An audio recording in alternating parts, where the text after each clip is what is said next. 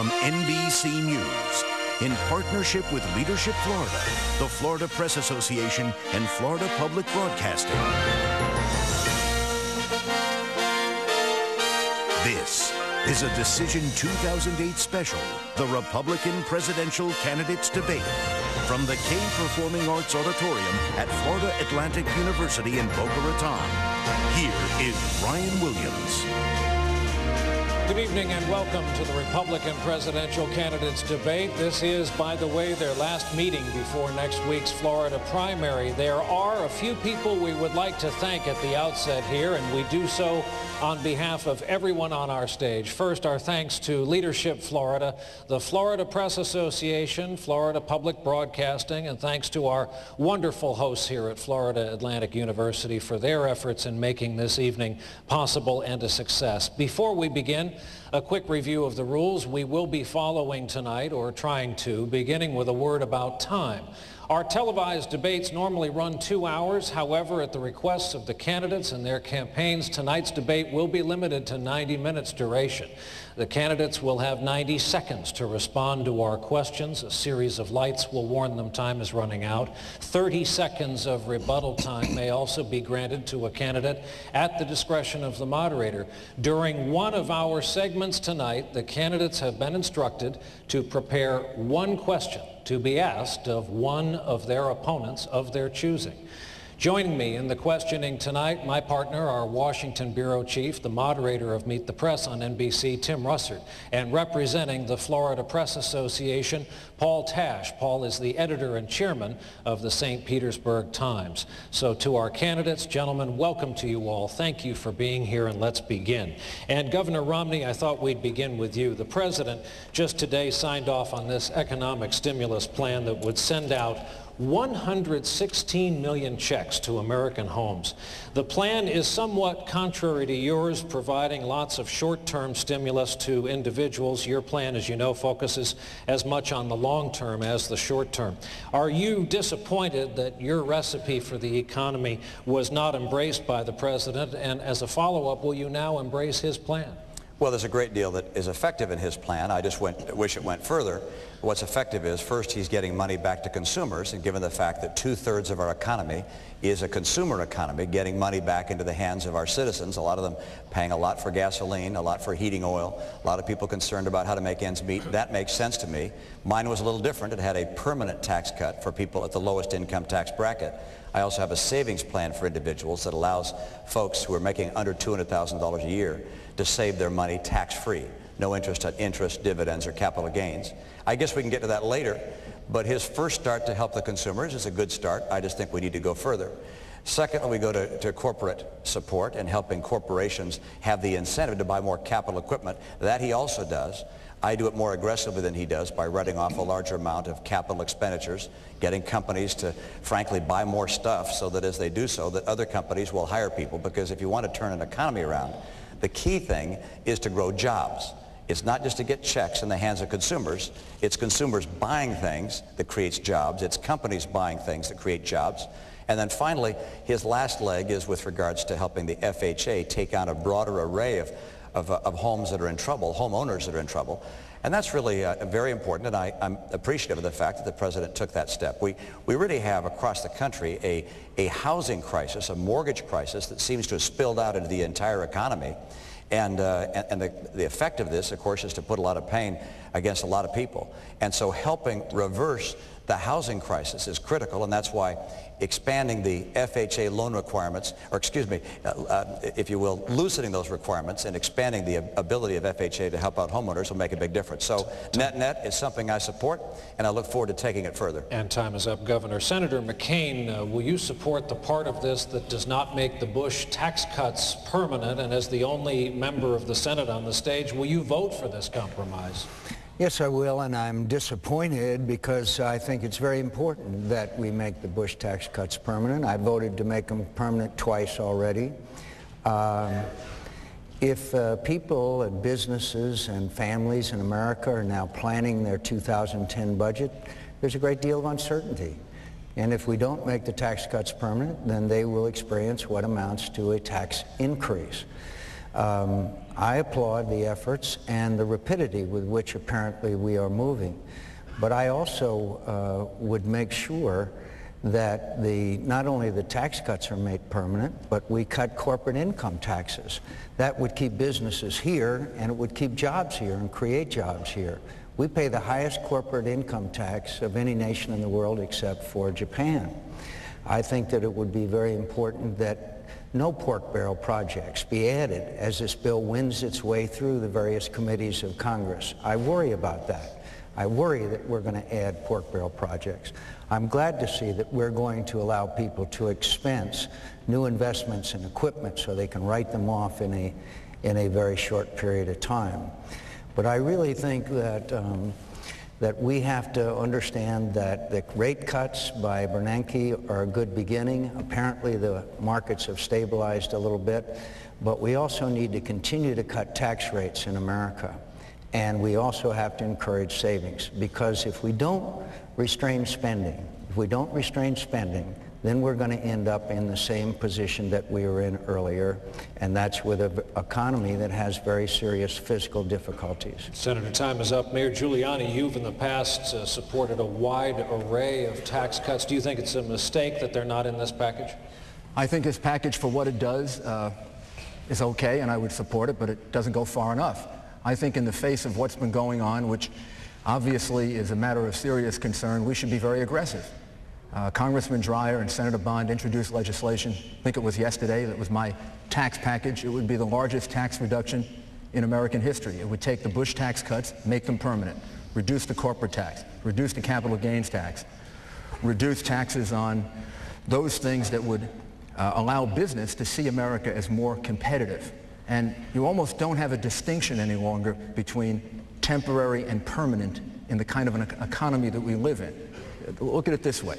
We're a competitive economy. We're competing with the rest of the world.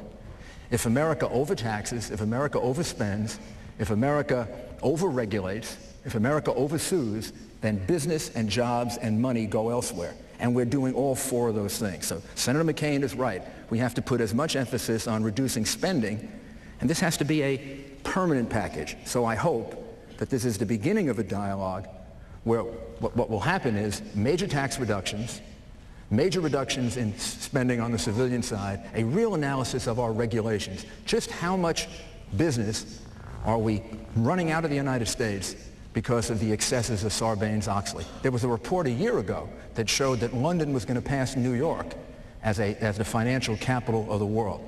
As a New Yorker, that was troubling to me. But as an American, it should be troubling to everyone. Mr. Mayor, time is up. The questioning continues with Tim Russert. National security, the war in Iraq had been the dominant issue in the campaign until a few weeks ago. And now the economy has taken hold. Ask any of the voters, it's the economy. Senator McCain, you have said repeatedly, quote, I know a lot less about economics than I do about military and foreign policy issues. I still need to be educated. Is it a problem for your campaign that the economy is now the most important issue, one that, by your own acknowledgement, you are not well versed on? Actually, I don't know where you got that quote from. I'm very well versed in economics. I was there at the Reagan Revolution. I was there when we enacted the first, or just after we enacted the first tax cuts and the restraints on spending. I was chairman of the Commerce Committee in the United States Senate, which addresses virtually every major economic issue that affects the United States of America. I'm very well versed on economics, and that's why I have the support of people like Jack Kemp, people like Phil Gramm, people like Warren Rudman, people like Doug Holtz-Eakin, people like Marty Feldstein. That's why I have a strong team around me that respect my views and my vision. And that's why the Wall Street Journal, in a survey of economists recently, that the majority of economists thought that I could handle the nation's economy best. And I have been a consistent fighter to restrain spending and to cut taxes. And my credentials and my experience and my knowledge of these economic issues, I think, are extensive, and I would match them against anybody who's running.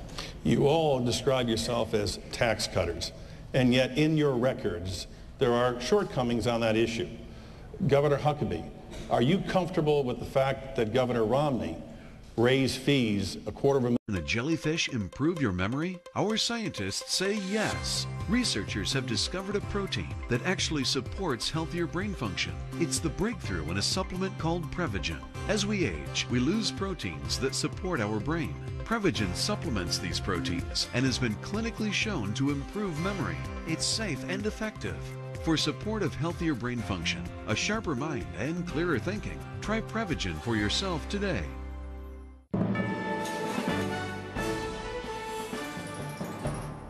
When it comes to personal loans, Loan Depot is better than banks. And here's the proof. Get an unsecured personal loan of up to $35,000 with rates as low as 6.17%. There's no prepayment penalty and no collateral needed. Plus, your money is deposited directly into your account. Consolidate your high-interest credit card debt or spend the cash however you want. It's your money. Turn to Loan Depot for a better kind of personal loan and discover why we're better than banks. How fast are Allegra gel caps? They're fun, shouldn't wait fast. My girlfriend got a new puppy fast. For your toughest symptoms, non-drowsy Allegra provides noticeable relief in just 1 hour, 2 times faster than Claritin. Ready to hit the road fast. Not just fast, Allegra fast. Allergy medicine not working? This may be why. Your symptoms are caused by your body's responses to allergens. Antihistamines target only one of these responses. Nasacort Allergy 24 stops more for 24-hour relief. New Nasacort stops more of what makes you miserable.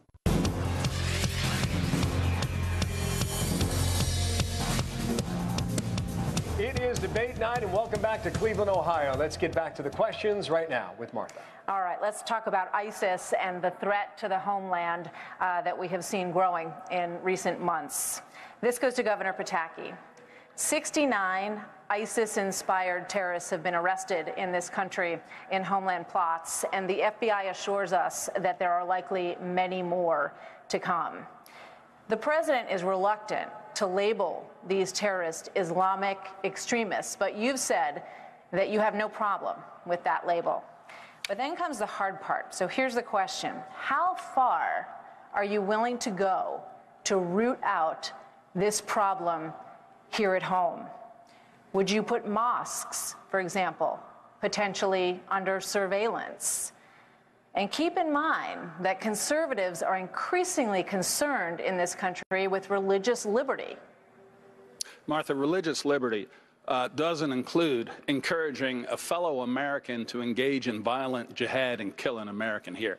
That is not protected free speech. That is not protected religious belief. That is like shouting fire in a crowded theater, and that is illegal. And I would do everything in our power not just to go after those who are here, who we know who are here, before they can radicalize other Americans to carry out attacks. And it's not just the ones they've arrested. Think back to Garland, Texas. But for that Texas police officer, we could have had a mass murder. We have to shut down their internet capability. We have to shut down whether or not they're in prisons preaching or in mosques preaching. No radical Islam that is allowed to engage in encouraging violence against Americans, that is not protected speech. But let me just add one thing about ISIS over there. We have got to destroy their training camps and recruiting centers. I was governor of New York on September 11th. I know that we are at greater risk today than at any time since then of another attack. We have got to destroy their training camps over there before they can attack us here. I don't agree that we're going to occupy and spend another decade or $1 trillion. What we need to do is destroy their ability to attack us here, over there, and then get out. You know, I have 2 sons, both served. One is a Marine officer in Iraq, one is an Army officer in Afghanistan. I do not want to see one parent or loved one worrying about getting a call in the middle of the night. I would not place one American life at risk unless it was absolutely necessary. But to destroy ISIS, it is necessary. All right, this question to Carly Fiorina. The FBI Director Comey says that terrorists can thrive here at home because they go dark and they recruit behind the cyber walls that are built by American companies like Google and Apple. Comey says this is a big problem. But Rand Paul says that the government forcing these companies to bring down those walls would be a big privacy issue and a dangerous way to go on this. You've been a tech leader in this country. Which side are you on? Well, let me say first that it is disturbing that every time one of these homegrown terrorist attacks occurs, and as your question points out, they are occurring with far too great frequency, it turns out we had warning signals. It turns out we knew something was wrong. It turns out some dot wasn't connected. And so the first thing we have to do is make sure that everyone and every responsible agency is attuned to all of these possibilities and symptoms. We even had warnings about the Boston Marathon bombers, and yet the dots weren't connected. So we need to get on a different mindset. Secondly, I certainly support that we need to tear down cyber walls, not on a mass basis, but on a targeted basis. But let me just say that we also need to tear down the cyber walls that China is erecting, that Russia is erecting. We need to be very well aware of the fact that China and Russia are using technology to attack us, just as ISIS is using technology to recruit those who would murder American citizens. I do not believe that we need to wholesale destroy every American citizen's privacy in order to go after those that we know are suspect or are already a problem. But yes, there is more collaboration required between private sector companies and the public sector. And specifically, we know that we could have detected and repelled some of these cyber attacks if that collaboration had been permitted. A law has been sitting, languishing, sadly, on Capitol Hill and has not yet been passed, and it would help. So would you tonight call for Google and Apple to cooperate in these investigations and let the FBI in where they need to go? I absolutely would call on them to collaborate and cooperate, yes. Thanks. Excuse me, Martha. I have not heard the bell just yet, so you're all very well behaved so far. Governor Gilmore, 30 seconds. Well, yes, indeed. I chaired the National Commission on Homeland Security for the United States. We warned about the 9/11 attack before the 9/11 attack occurred. I was the governor during the 9/11 attack when the Pentagon was struck. And I'm going to tell you this. We need to use the benefit of our law enforcement people across this country, combined with our intelligence people across this country. We need to use our technological advantages, because what we've warned of is an international guerrilla movement that threatens this country. It's going to happen in this country. There are going to be further attacks. We have to be prepared to defend the American people, prepare them for a long war, stand up for the defense of this country, and stand up for the values of this country. Thank you, Governor. I've got to move on to immigration here. Senator Santorum, you would argue you have one of the tougher positions on illegal immigration in the entire 17 candidate field at the moment. We often talk about this issue on the abstract level in Washington, D.C. But you know how it's being talked about in states like Iowa and New Hampshire among illegals in our country today, 11 million plus. And some are asking, what would you say to a child born and raised in America who could see their family broken apart by your policy? My father was born in Italy, and shortly after he was born, my grandfather immigrated to this country. Under the laws of this country, he wasn't allowed to be with his father for 7 years. Spent the first 7 years of his life in fascist Italy under Benito Mussolini. Not a very pleasant place to be. I asked my dad after, obviously, I found out about this, and I said, didn't you resent America for not letting you be with your father in those formative and very threatening years? You know what he said to me? America was worth the wait.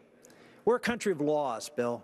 We're a country of laws, not of men, not of people who do whatever they want to do. I know we have a president who wants to do whatever he wants to do and take his pen and his phone and just tell everybody what he thinks is best. But the reason America is a great country, the reason is because our compassion is in our laws. And when we live by those laws and we treat everybody equally under the law, that's when people feel good about being Americans. And I've put forth an immigration policy that is as strong in favor of the folks who are struggling in America the most than anybody else. It's the strongest pro-worker immigration plan. It says that after 35 million people have come here over the last 20 years, almost all of whom are unskilled workers, flattening wages, creating horrible opportunity, a lack of opportunities for unskilled workers. We're going to do something about reducing the level of immigration by 25%. We're going to be tough at the border. We're going to be tough on all of the illegal immigrants that everybody else in this field. We're going to be different. We're going to be actually out there trying to create a better life for hardworking Americans. Governor Perry, try and answer this question again. What do you say to the family of illegals? Are you going to break them apart? Bill, here's the interesting position on this. Americans are tired of hearing this debate want to go to what are you going to do about illegal immigration. For 30 years, this country has been baited with that. All the way back to when Ronald Reagan signed a piece of legislation that basically allowed for amnesty for over 4 million people, and the border's still not secure. The American people are never going to trust Washington, D.C., and for good reason. We hear all this discussion about, well, I would do this or I would do that, when the fact is the border is still porous. Until we have a president of the United States that gets up every day and goes to the Oval Office with the intent purpose of securing that border. And there's not anybody on either one of these stages that has the experience of dealing with this as I have for over 14 years with that 1,200-mile border. We have to put the personnel on that border in the right places. You have to put the strategic fencing in place. And you have to have aviation assets that fly all the way from Tijuana to El Paso to Brownsville, Texas, 1,933 miles, looking down 24/7 with the technology to be able to identify what individuals are doing and ID when they are in, obviously, illegal activities or suspicious activities, and quick response teams that come at that particular point in time. Then Americans will believe that Washington is up to a conversation to deal with the millions of people that are here illegally, but not until, if you elect me President of the United States, I will secure that southern border. Governor, thank you. On that note, next, the candidates take on the future of the U.S. economy when we come back after this quick break.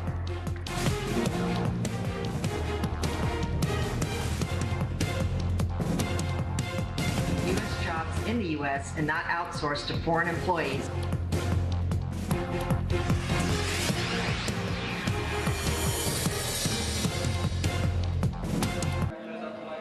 When you travel, we help you make all kinds of connections. Connections you almost miss. And ones you never thought you'd make. We help connect where you are.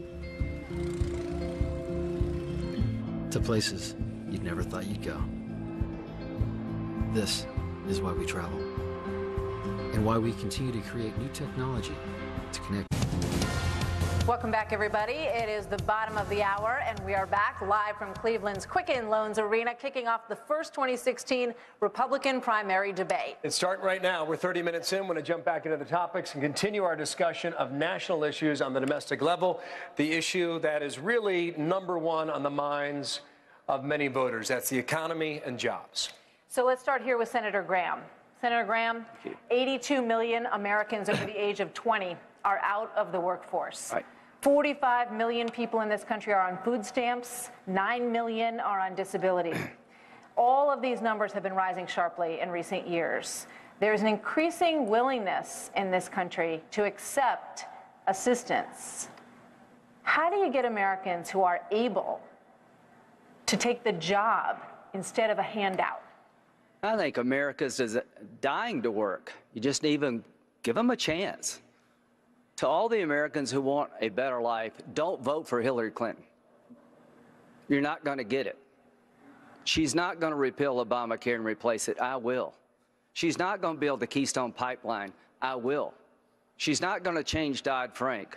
I will. Until you change the policies of Barack Obama, we're never going to grow this economy.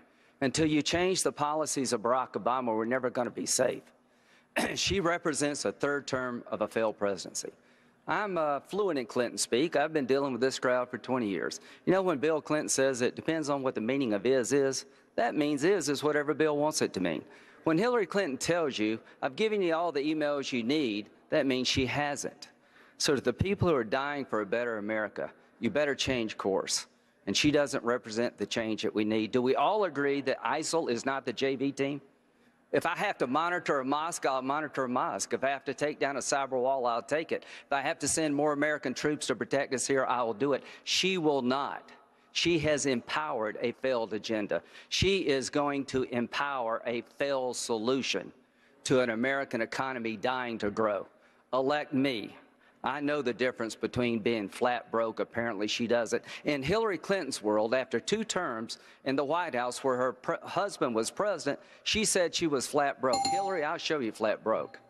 That's not it. All right. Senator Santorum, let's get back to the question at hand, which is whether or not Americans have become too reliant on assistance or too willing to take assistance? Do you believe that we need to change the culture in this country in terms of whether or not we should be encouraging people to get off of it and take the job when it's available? Some are able and not doing that. Yeah, I think it's a 1-2 punch. Number one, we have to create better paying jobs. I mean, that's just the bottom line. We haven't. And that's the reason that I've said under my presidency, we'll create jobs and make America the #1 manufacturing country in the world. If we want to create jobs for the folks that you're talking about who are having trouble getting off government benefits, primarily because of their low skill level, there is no better way. It's worked for 100 years in America. Putting people back to work in manufacturing is it. I'm going to be introducing a plan which I call the 2020 Perfect Vision for America. It's a 20% flat rate tax. It'll take a blowtorch to the IRS. It will create a manufacturing juggernaut in this country. And you combine that with reforms of our welfare system. You're looking at the man who introduced and fought on the floor as a freshman senator and passed the Welfare Reform Act of 1996, over 2 President Clinton vetoes, got 70 votes in the United States Senate.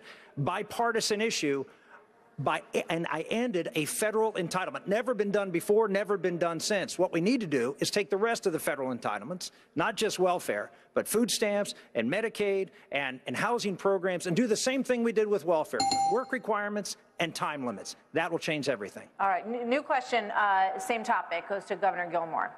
You know, based on your record and what we're discussing here, which is potentially cutting back some entitlements, cutting back benefits, it's tricky business, as we all know, because people will argue that that's their means to escape poverty. So they're going to look at you when you want to do that, and they will call you heartless.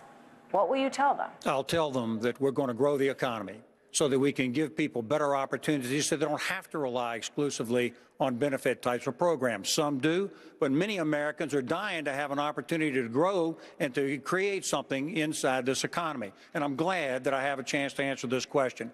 I've had the growth code out there for about 5 years, and it's this specific program.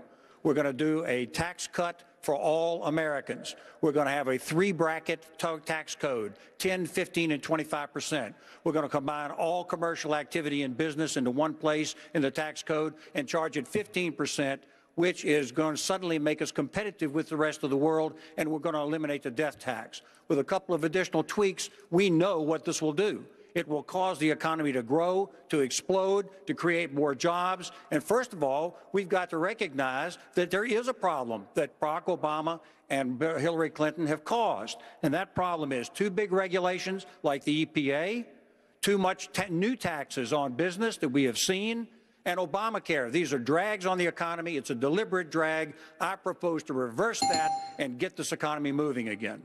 Thank you, Governor. Your last topic brings us to the state of Ohio. You know the saying, right? No Republican wins the White House unless you win here in the Buckeye State. Well, here in the Buckeye State, the governor, John Kasich, took the federal money for Medicaid expansion under Obamacare.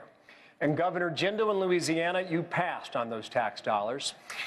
Why do you think Governor Kasich got it wrong here? Well, this goes to the question you were just asking. Look, under President Obama and Secretary Clinton, they're working hard to change the American dream into the European nightmare. They do celebrate more dependence on the government.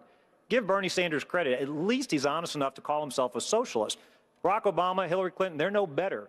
If we were to expand Medicaid, for every uninsured person we would cover in Louisiana, we'd kick more than one person out of private insurance or remove their opportunity to get private insurance. We're going to have too many people in the cart rather than pulling the cart. This isn't free money. I know some people like to say, well, this is free money. We pay federal taxes. We are borrowing money from China today. Yesterday, the president stunningly admitted this. He said, we don't have leverage with China to get a better deal on Iran because we need them to lend us money to continue operating our government. The president of the United States admitting that he's weakening our government's position, our foreign policy standing, because he can't control spending in D.C. There is a better way to provide health care. The Oregon study showed this. Simply expanding Medicaid does not improve health care outcomes. In Louisiana, instead, we're helping people getting better paying jobs so they can provide for their own health. So Governor Kasich was wrong, just to be clear. Correct? I don't think anybody should be expanding Medicaid. I think it's a mistake to create new and more expensive entitlement programs when we can't afford the ones we've got today. We've got to stop this culture of government dependence. I didn't hear an answer regarding Governor Kasich, but for now, we'll go to Governor Pataki. Yes or no? I'll say this. I don't think anybody should expand Medicaid. I think it was a mistake to expand Medicaid everywhere in Ohio and across the country. Governor Pataki, three-term governor of New York. Is he right? Governor Jindal? I think he is right. I don't think you expand entitlements when so many people are dependent on government and when the money the federal government is offering is going to be taken away from you after just a couple of years. But getting back to Martha's question about how we end dependency, do we have to have a cultural change? The answer is no. And I know this because when I ran for governor of New York, 1 in 11 of every man, woman, and child in the state of New York was on welfare. On welfare. Think about that. And people said you can't win, you can't change the culture. But I knew that good people who wanted to be a part of the American dream had become trapped in dependency because the federal government and the state government had made it in their economic interest not to take a job because the benefits, if they didn't work, were better. I changed that. We put in place mandatory workfare, but we allowed people to keep health care. We put in place child care Yes or no? support. Would you have expanded Obamacare in the state of New York had you been governor at that time? No, it should be repealed. And by the way, when I left, there were over 1 million fewer people on welfare in New York State than when I took office. Okay. Replacing dependency with opportunity. Thank you, Governor Pataki. In a moment here, we'll talk to the candidates about an issue today on Planned Parenthood and also the U.S. Supreme Court. That's all next here in Cleveland.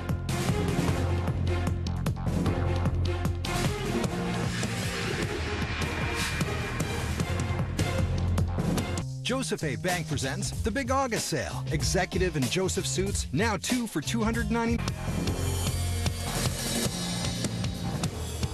Welcome back to Cleveland, Ohio. I want to get back to the questions and the issues in this debate now with my co-anchor, Martha. All right. Well, there's been a lot of discussion on Facebook, as you would imagine, about the Iran nuclear deal. Let's just take a look as an opener at this one question that comes from Logan Christopher Boyer of St. Louis, Missouri. He says, how will you disarm Iran and keep the Middle East from becoming nuclearized? So let's open this discussion about Iran with this question that comes to Governor Perry. Governor Perry, here's the question for you.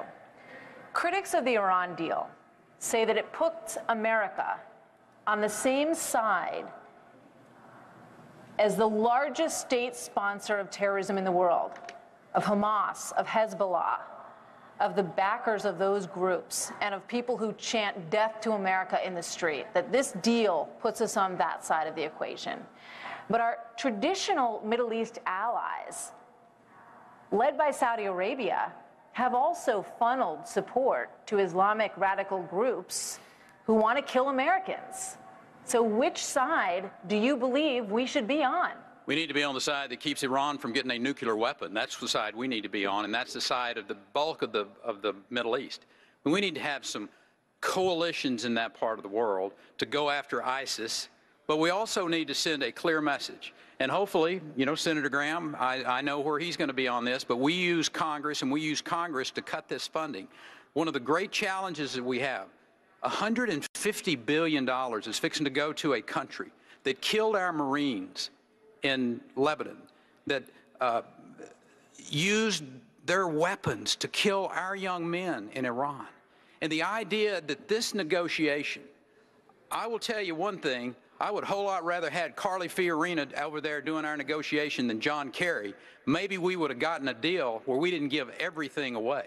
But the issue for us is to have a Congress that stands up and says not only no, but hell no to this money going to a regime that is going to use it for terror. Susan Rice has said that, and we need to stand up and strongly and clearly tell the Ayatollah that whoever the next president of the United States is going to be, and I'll promise you, if it's me, the first thing that I will do is tear up that agreement with Iran. All right. I want to go to Carly Fiorina on this, but I want to ask you some of what I just asked to Governor Perry.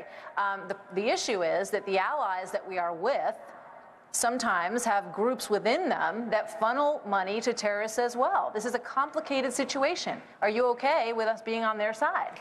Yep, sometimes it's a complicated situation, but some things are black and white. On day one in the Oval Office, I would make 2 phone calls. The first one would be to my good friend Bibi Netanyahu to reassure him we will stand with the state of Israel. The second will be to the supreme leader of Iran. He might not take my phone call, but he would get the message. And the message is this: until you open every nuclear and every military facility to full, open, anytime, anywhere, for real inspections, we are going to make it as difficult as possible for you to move money around the global financial system.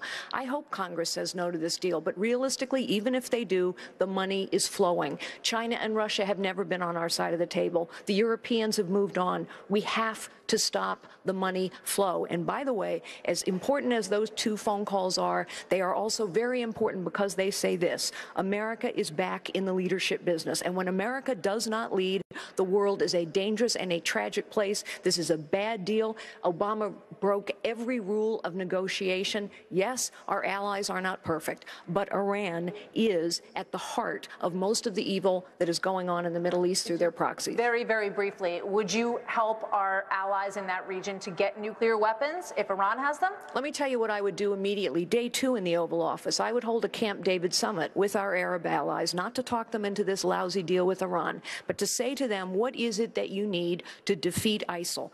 You know, Obama has presented the American people with a false choice every time. It's what I've done or not done, or it's war. It is a false choice. King Abdullah of Jordan, a man I've known for a long time, has been asking for bombs and materiel. We have not provided them. He has gone to China. The Kurds have been asking us to arm them for 3 years. We haven't done so. The Egyptians have asked us to share intelligence. We're not doing it. We have Arab allies. They are not perfect. I know every one. But they need to see leadership, support, and resolve from the United States of America, and we can help them defeat ISIS. Next question on the U.S. Supreme Court. It's been 42 years, Senator Santorum, since Roe versus Wade, and many consider in this country to be a case of settled law. Recently, the U.S. Supreme Court ruled on same-sex marriage. Is that now settled law in America today? It is not any more than Dred Scott was settled law to Abraham Lincoln, who in his first inaugural address said, it won't stand. And they went ahead and passed laws in direct contravention to a rogue Supreme Court. This is a rogue Supreme Court decision. Just like Justice Roberts said, there is no constitutional basis for the Supreme Court's decision. And I know something about this. One of the times the Supreme Court spoke that I thought they were acting outside of their authority was in a partial birth abortion case. You know, these Planned Parenthood tapes, what they're showing are partial birth abortions. Abortions being done where the baby's being delivered first to preserve those organs, and then they crush the skull. Well, the Supreme Court found a bill that I was the author of unconstitutional. What did I do? I didn't stop. I didn't say, oh, well, we lost. It's the law of the land. We worked together, the House and Senate, under my leadership, and we passed a bill, and we said, Supreme Court, you're wrong. We're a co-equal branch of the government. We have every right to be able to stand up and say what is constitutional. We passed a bill, bipartisan support, and the Supreme Court, they sided with us. Sometimes it just takes someone to lead and stand up to the court. All right, Senator, thank you. To Governor Gilmore, for years, presidential candidates have not said they would have a litmus test for justices nominated to the Supreme Court. Recently, Hillary Clinton broke that precedent. She said she would apply that on the case of Citizens United, which deals with campaign finance laws in America today.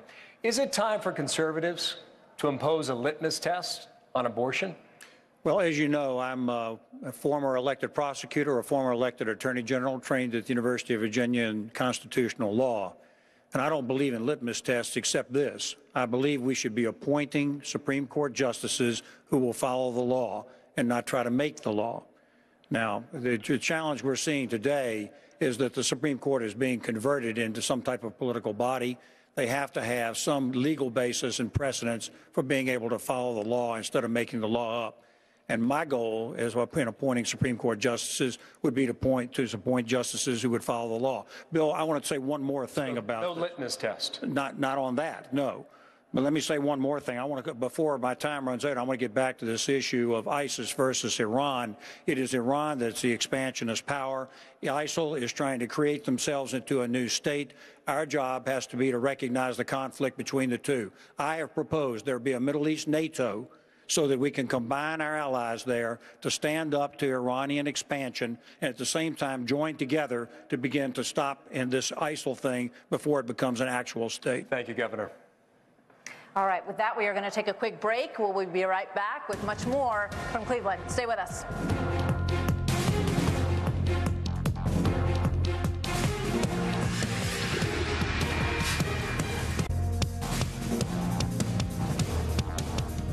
As the first debate of the nomination season continues, welcome back to Cleveland. Let's get back to the questions right now and the issues here in the U.S. Martha. We want to get back to Planned Parenthood, and this question goes to Governor Pataki.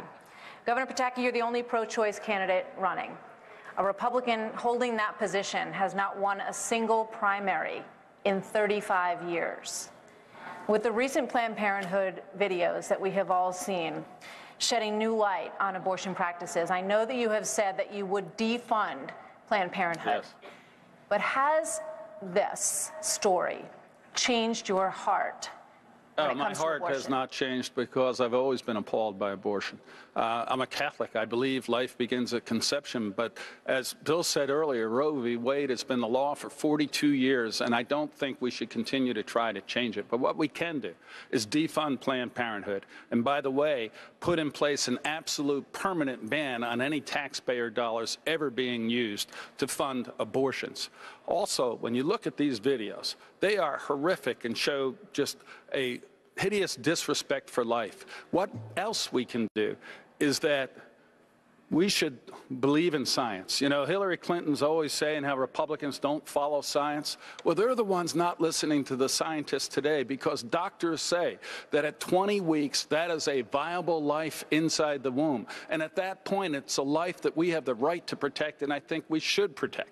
So I would pass legislation outlawing abortion after 20 weeks. It is Hillary, it is Biden, it is the others who insist on allowing abortion well into the life of a viable infant. That is wrong, and that should be stopped. All right, on the same topic, let's go to Governor Jindal. Carly Fiorina, also on the stage, said that she would go so far as to shut down the government over the issue of defunding Planned Parenthood. Would you do that? Would you be willing to shut down the government when it comes to defunding this group? Well, a couple of things. Planned Parenthood had better hope that Hillary Clinton wins this election, because I guarantee you, under President Jindal, January 2017, the Department of Justice and the IRS and everybody else that we can send from the federal government will be going into Planned Parenthood.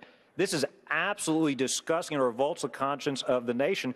Absolutely, we need to defund Planned Parenthood. In my own state, for example, we launched an investigation, asked the FBI to cooperate. We just earlier this week kicked them out of Medicaid in Louisiana as well, canceled their provider contract. They don't provide any abortions in Louisiana.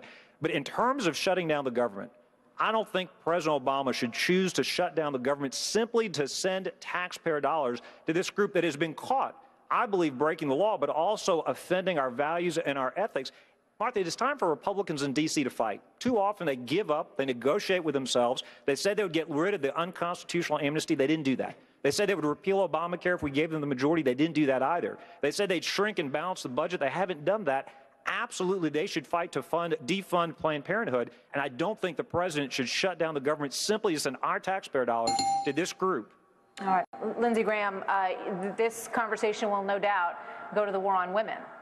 And that cutting funding to this group could be a very broad brush against all of you or anybody who holds this nomination as being against women's health, against these organizations that people will say provide positive things for many women.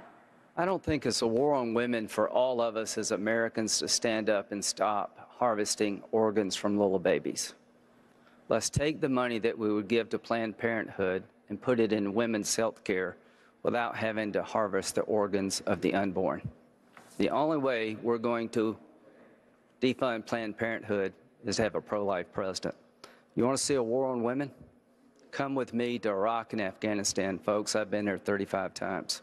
I'll show you what they do to women. These mythical Arab armies that my friends talk about that are going to protect us don't exist. If I am president of the United States, we're going to send soldiers back to Iraq, back to Syria to keep us from being attacked here and keep soldiers in Afghanistan because we must. I cannot tell you how much our nation is threatened and how we need a commander-in-chief who understands the threats to this nation. If you're running for president of the United States and you do not understand that we cannot defend this nation without more of our soldiers over there, you're not ready for this job. Thank you, Senator. Executive power. It appears that you all have a little bit of an issue with it at the moment. I want to move through this as quickly as I can from stage left to stage right. On the second day of his presidency, January 22nd, 2009, President Obama signed one of his first executive orders, That was closed Guantanamo Bay in Cuba. Still open today. What would be your first executive order? Governor Gilmore, start. Well, it's not a matter of what the first executive order would be, Bill. The matter is what orders exist now that shouldn't exist. The president has done an executive order with respect to illegal immigration that is illegal, and it creates a contempt for the law, for the rule of law. If I were the President of the United States, I'd go and look at every executive order that exists right now and determine which ones want to be voided, because the President shouldn't be legislating, not through that vehicle or any other. We should be relying upon the leadership of the Congress to pass the laws. Senator Graham. Change the Mexico City policy, not take one dime of taxpayer money to fund abortion organizations overseas, and restore the NSA that's been gutted. We're going dark when it comes to detecting the next attack. We have gutted our ability to detect the next attack, and I would not stand for that as President of the United States. I'd take the fight to these guys, whatever it took, as long as it took. Governor Jindal, your first executive order would be the White House would be what? To repeal these unconstitutional legal orders, whether it's amnesty or whether it's this president going around the Congress, whether it's an Obamacare, to restore the rule of law. I'd also go after these sanctuary cities, do everything we can to make sure that we are actually prosecuting and cutting off funding for cities that are harboring illegal aliens. And then finally, making sure the IRS is not going after conservative or religious groups. I would sign an executive order protecting religious liberty, our First Amendment rights, so Christian business owners and individuals don't face discrimination for having a traditional view of marriage. Governor Perry. It's going to be a pretty busy day, but that Iran negotiation is going to be torn up on day one,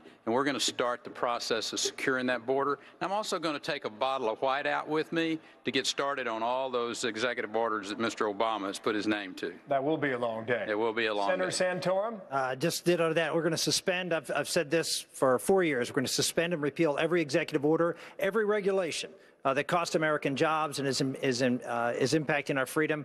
And second, the First Amendment Defense Act, which is protecting religious liberty. If it's not passed by then, which I suspect it won't because the president will veto it, I will institute an executive order to make sure the people of faith are not being harassed and persecuted by the federal government for standing up for their religious beliefs. First order, Carly Fiorina. I agree with my colleagues. We need to begin by undoing, I would begin by undoing a whole set of things that President Obama has done, whether it's illegal amnesty or this latest round of EPA regulations. But let me go back to something that's very important.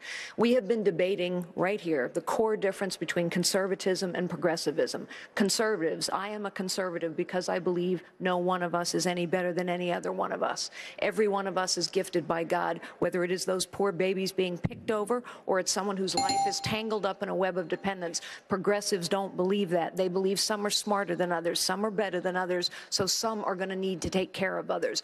That is the fight we have to have, and we have to undo a whole set of things that President Obama has done that get at the heart of his disrespect and disregard for too many Americans. Governor Pataki. Bill, I defeated Mario Cuomo. And the first day in office, my first executive order, I revoked every one of the executive orders that he had enacted over the prior 12 years. I would do that to Barack Obama's executive orders, but I'd sign a second one, as I did in New York as well, having a hard hiring freeze on adding new employees except for the military or defense-related positions.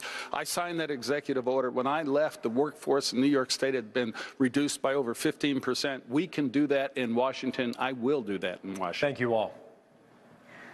Moving on to the next question. President Obama promised hope and change for the country, yet 60% of Americans are not satisfied with the shape that the country is in right now. Many think that America has lost its can-do spirit and that is not the nation that it once was.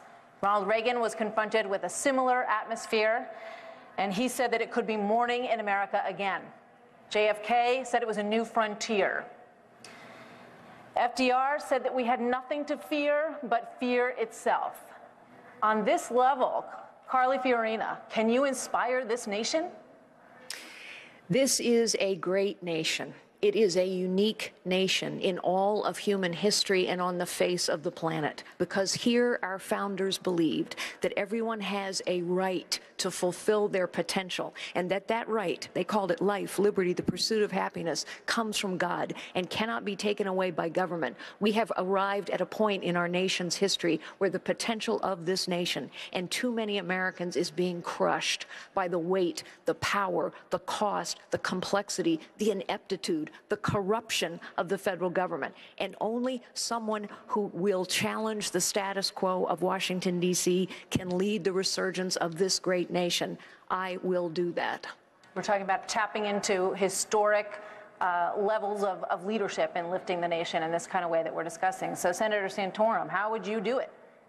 I came to Washington, D.C. in 1990. That sounds like a long time ago. It was 25 years ago, and I came by defeating a Democratic incumbent. I came as a reformer. I started the Gang of Seven, and it led to the overtaking of the 40-year Democratic rule of Congress because I stood up to the old boy network in Washington, D.C., because I believed that Washington was not the solution, that Washington was the problem, just like Ronald Reagan said. I was a child of Ronald Reagan.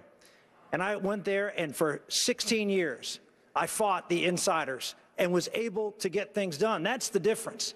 We need to elect someone who will stand with the American people, who understands its greatness, who understands what an open economy and freedom is all about, but at the same time has a record of being able to get things done in Washington like we've never seen before. Reforms, everything from moral and cultural issues to economic issues. Those of you who have health savings accounts.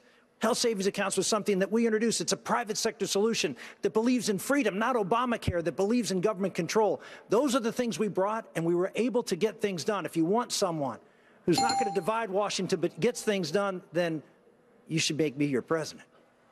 Thank you, Senator. Do that, Lindsey Graham. Thank you.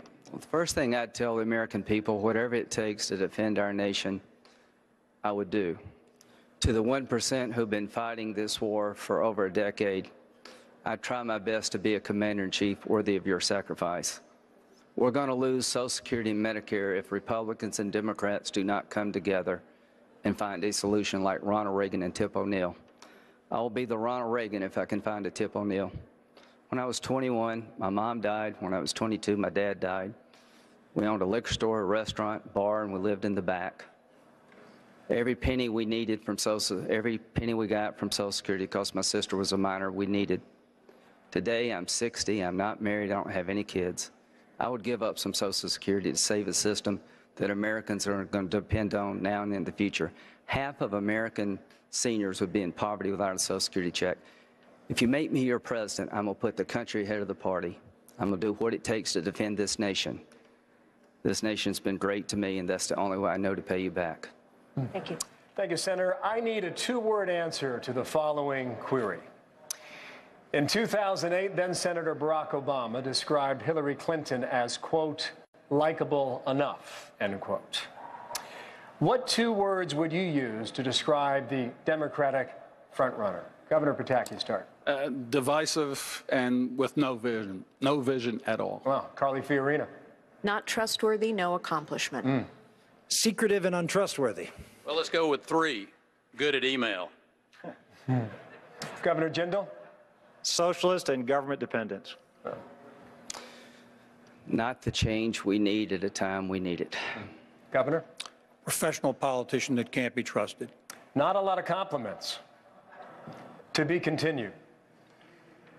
So now every candidate will have the opportunity to make a closing statement tonight. Each candidate will have 30 seconds for that. And we start with Governor Perry. Well, this is going to be a show me, don't tell me election. I think America's just a few good decisions and a leadership change at the top away from the best years we've ever had. And I think that the record of the governor of the last 14 years of the 12th largest economy in the world is just the medicine America's looking for. 1.5 million jobs created during the worst economic time this country's had since the Great Depression, while the rest of the country lost 400,000 jobs. We're talking about a state that moved graduation rates forward from 27th in the nation to second high. As a matter of fact, if you're Hispanic or African American in Texas, you have the #1 high school graduation rates in America. Americans are looking for somebody that's going to give them hope. And there is a place in this country over the last 8 years in particular that talked about hope every day, and they didn't just talk about it, they delivered it, and that was the state of Texas. And if we can do that in Texas, that 12th largest economy in the world, we can do it in America. Our best days are in front of us. We can reform those entitlements. We can change that corporate tax code and lower it. We can put America back on track on a growth level and a growth rate that we've never seen in the history of this country. Manufacturing will flow back into this country. It just needs a corporate executive type at the top that's done it before. And I will suggest to you, nobody's done it like Rick Perry's done it over the last 8 years. And if you elect me president, we will bring incredible growth back to this country. And as someone who's worn the uniform of the country, that's how we build our military back up. Thank you, Governor. Senator Santorum. I'll tell you how optimistic I am about America. Karen and I have 7 children. You don't have 7 children and bring them into this world if you're not optimistic about the future of this country. I am, but people are upset, and they're upset for a reason about the future of this country. Donald Trump actually seized on it when he talked about immigration. And I think the reason he did is because immigration is sort of an example of what's broken and what's wrong in Washington, D.C. You see, you have one side, the Democrats, and with immigration, all they care about is votes. They don't care about American workers. They just care about bringing as many people in so they can get as many votes as they can. On the other side, you have so many Republicans, and what do they care about? Helping business make profits. But there's nobody out there looking out for the American worker. I'm looking out for the American worker. I'm the only one in this stage who has a plan that's actually going to reduce immigration, actually going to do something to help the American worker. And you combine that with a plan to make manufacturing this country #1 in manufacturing, you've got someone who's going to help revitalize and give hope to America where the places that is the most hopeless today. That's why I ask for your support for president. All right, Senator, thank you. Governor Jindal. You know, we've got a lot of great talkers running for president. We've already got a great talker in the White House. We cannot afford 4 more years of on-the-job training. We need a doer, not a talker. We also need a nominee, a candidate who will endorse our own principles. Jeb Bush says we got to be willing to lose the primary in order to win the general. Let me translate that for you. That's the establishment telling us to hide our conservative principles to get the left and the media to like us. That never works. If we do that again, we will lose again. We will deserve to lose again. One principle, for example, we've got to embrace is on immigration. We must insist on assimilation. Immigration without assimilation is an invasion. We need to tell folks who want to come here, they need to come here legally. They need to learn English, adopt our values, roll up their sleeves, and get to work. I'm tired of the hyphenated Americans and the division. I've got the backbone, I've got the bandwidth, I've got the experience to get us through this. I'm asking folks not just to join my campaign, but join a cause. It is time to believe in America again. Thank you, Governor. Carly Fiorina, closing statement. Hillary Clinton lies about Benghazi. She lies about emails. She is still defending Planned Parenthood, and she is still her party's front runner. 2016 is going to be a fight between conservatism and a Democrat Party that is undermining the very character of this nation. We need a nominee who is going to throw every punch, not pull punches, and someone who cannot stumble before he even gets into the ring. I am not a member of the political class. I am a conservative. I can win this job. I can do this job. I need your help. I need your support. I will, with your help and support, lead the resurgence of this great nation. Thank you. Thank you. Senator Graham. We need somebody ready to be commander-in-chief on day one, who understands there are no moderates in Iran. They've been killed a long time ago. That the Ayatollah is a radical jihadist who really means it when he chants death to America, death to Israel. And this deal is giving him a pathway to a bomb, a missile to deliver it, and money to pay for it all. We need a president who can solve our problems, bring us together. We're becoming Greece if we don't work together. At the end of the day, ladies and gentlemen, our best days are ahead of us only if we work together, and I intend to put this country on a path of success by working together and doing the hard things that should have been done a very long time ago. To Governor Pataki, closing statement now. With all the candidates, why me? My background is different. I look at Washington and I hear the talk and I see the promises, and it seems nothing ever changes. Washington gets bigger, taxes get higher, and the American people feel more distanced from our government. I had the opportunity not just to run, but to win in the deep blue state of New York 3 times. And not only did I win, but I then worked with a Democratic legislature to put in place the most sweeping conservative reforms of any state in America, taking us from the most dangerous state in America to the 4th safest, reducing our welfare rolls by over 1 million and replacing over 700,000 private sector jobs. I can govern by bringing people together. And also, I've been tested in a way no one else has. I was governor on September 11th, and I'm proud of my leadership in bringing New York through that times. And when I left, we were stronger, we were safer, and we were more united than at any time in my lifetime. We need to bring people together in Washington. The talk has got to stop. The action has got to begin. People can promise you something. I delivered in the blue state of New York. I will deliver for the American people if I have the privilege of leading this country. Thank you, Governor. Governor Gilmore. Well, I was a conservative governor of Virginia. I governed that way, and that's my track record. But the key thing that we're seeing now is serious challenges of this country that must change. The direction of this nation must change. And that's why I've offered a specific program to the people of America tonight to address the fundamental problem of getting our country growing again, getting our economy growing, wages up, opportunities for people. And second, the international crisis we are facing is most dreadful and most dangerous. I have the experience as a prosecutor, attorney general, governor, United States Army intelligence veteran, governor during the 9/11 attack, chairman of the Terrorism Commission for this country. It's time for real substance and real experience. And that's what I offer to the people of the United States in this candidacy for the presidency. Thank you, Governor. That concludes the first debate of the 2016 Republican primary. And we'd like to thank all 7 of you for being here today. And later, the night has just begun. Coming up next, special report with Bret Baier. You'll see him live here in Cleveland. On the Record with Bret at 7 o'clock. Then Bill O'Reilly on the O'Reilly Factor, 8 o'clock Eastern Time. And then at 8:50, our next debate with the top 10 candidates, hosted by Bret Baier, Megyn Kelly, and Chris Wallace. The Kelly File will be on right after. Then Hannity at midnight. It goes all night, folks. That's it for us. Special report starts now.